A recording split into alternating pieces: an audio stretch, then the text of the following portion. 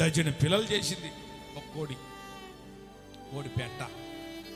హల్లెలూయా. చేసిన తర్వాత వాటన్నిటికీ మేత పెట్టుకుంటా ఉంది, అది తిరుగుతూ ఉంది.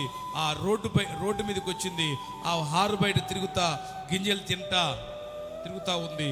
ఇది ఎప్పుడైతే ఆకాశంలో గద్దను చూసిందో తల్లి కొక్కో అనింది. అంతే.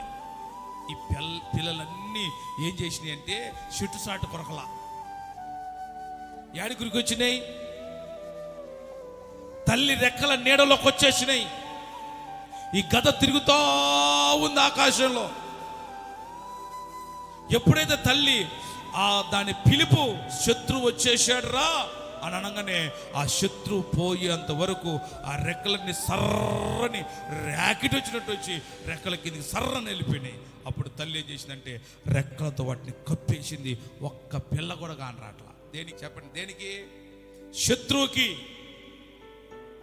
ఇప్పుడు నువ్వు ఆపద వచ్చినప్పుడు బయట తిరగకూడదు, నువ్వు ఆపద వచ్చినప్పుడు ఇంట్లో ఉండకూడదు, నువ్వు కష్టం వచ్చినప్పుడు నువ్వు మనుషులతో నువ్వు పంచుకోవటం కాదు, దేవుని రెక్కల నీడలోకి రావాలి ఆపద వచ్చినప్పుడు.